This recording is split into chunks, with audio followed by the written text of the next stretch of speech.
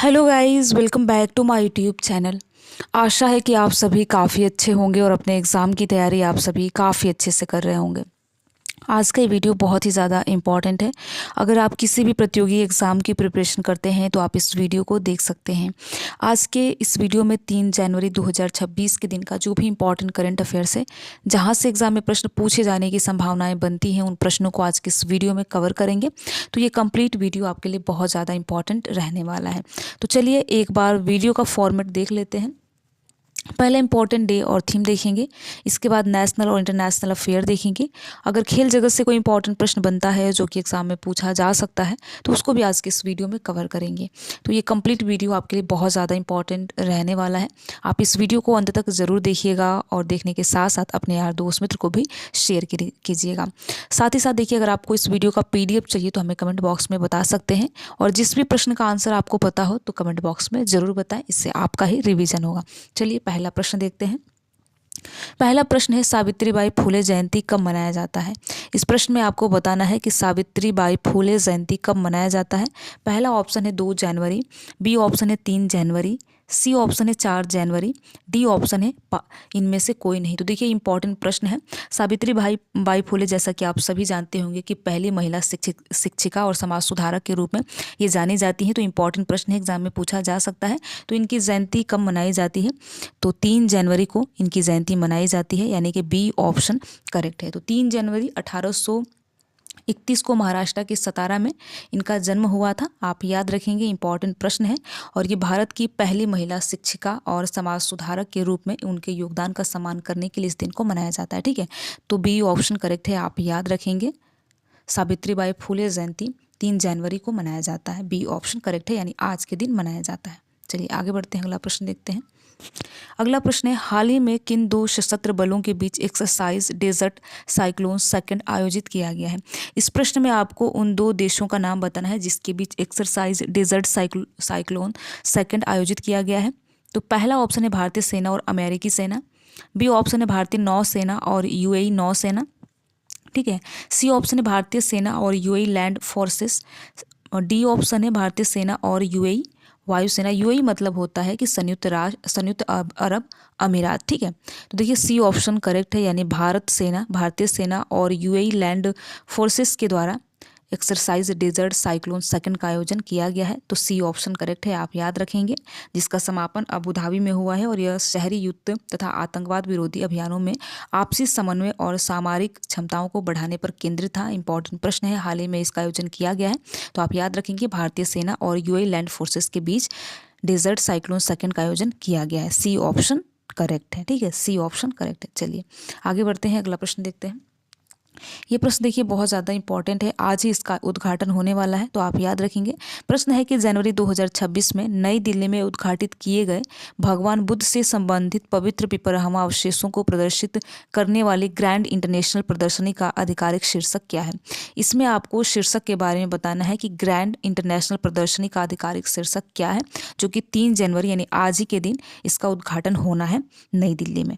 तो पहला ऑप्शन है कपिलवस्तु के अवशेष बुद्ध विरासत, बी ऑप्शन है पवित्र भारत बौद्ध विरासत और कला, सी ऑप्शन है बुद्ध और ज्ञान का मार्ग, डी ऑप्शन है प्रकाश और कमल जागृत व्यक्ति के अवशेष। तो इसका शीर्षक है डी, यानी प्रकाश और कमल जागृत व्यक्ति के अवशेष, ये इसका शीर्षक है ग्रैंड इंटरनेशनल प्रदर्शनी का। आप याद रखेंगे, बहुत इंपॉर्टेंट प्रश्न है, एग्जाम में पूछा जा सकता है, डी ऑप्शन करेक्ट है। चलिए आगे बढ़ते हैं और अगला प्रश्न देखते हैं।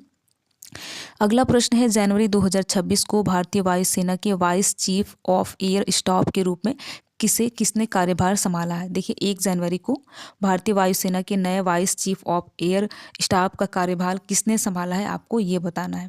तो पहला ऑप्शन है air marshal Rakesh Kumar Singh, B option है air marshal Narmadeshwar Tiwari, C option है नागेश कपूर, डी ऑप्शन है एयर मार्शल विवेक राम चौधरी। तो सी ऑप्शन करेक्ट है, यानी कि एयर मार्शल नागेश कपूर 1 जनवरी को भारतीय वायुसेना के नई vice chief of air staff का पद इन्होंने संभाला है। तो आप याद रखेंगे, 1 जनवरी को नागेश कपूर ने ये पद संभाला है। तो सी ऑप्शन करेक्ट है, आप याद रखेंगे, इंपॉर्टेंट प्रश्न है।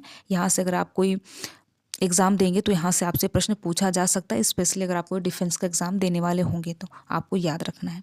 आगे बढ़ते हैं और अगला प्रश्न देखते हैं।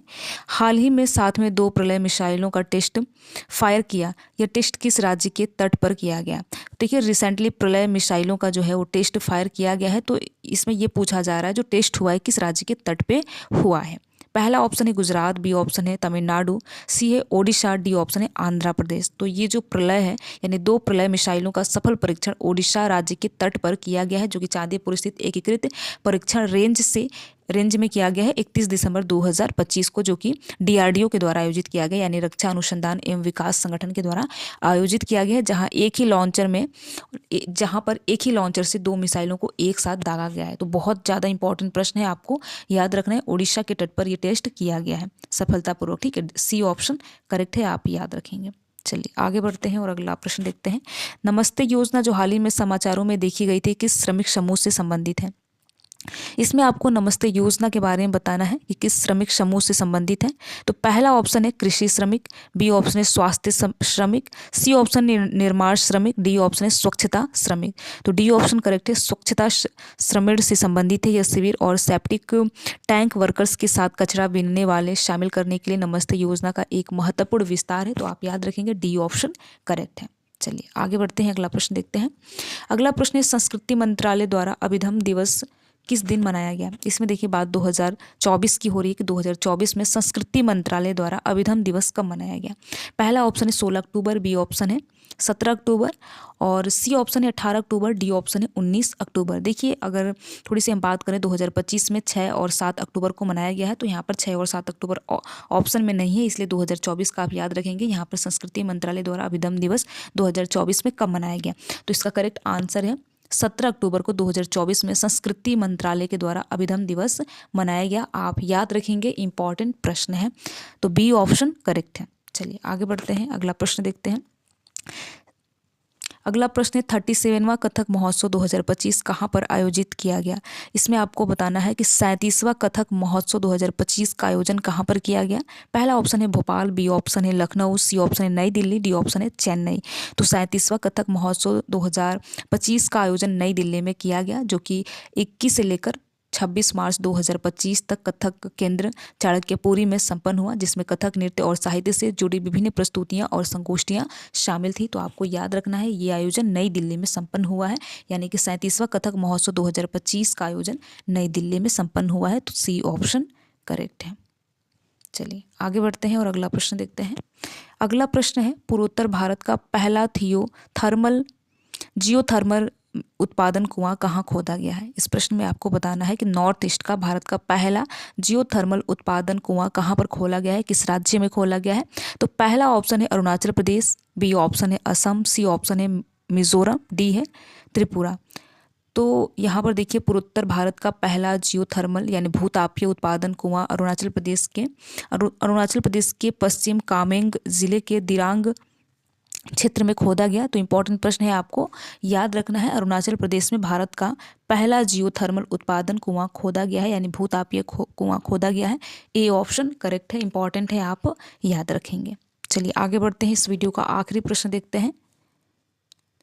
अगला प्रश्न है पुलित्जर पुरस्कार किस क्षेत्र से संबंधित है? इसमें आपको बताना है कि पुलित्जर पुरस्कार किस क्षेत्र से संबंधित है। पहला ऑप्शन है खेल से, बी ऑप्शन है पत्रकारिता से, सी है मनोरंजन, डी है कृषि।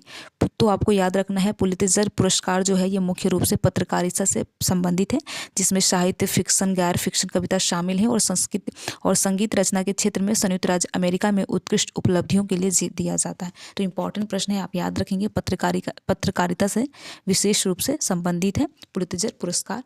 तो बी ऑप्शन करेक्ट है, आप याद रखेंगे।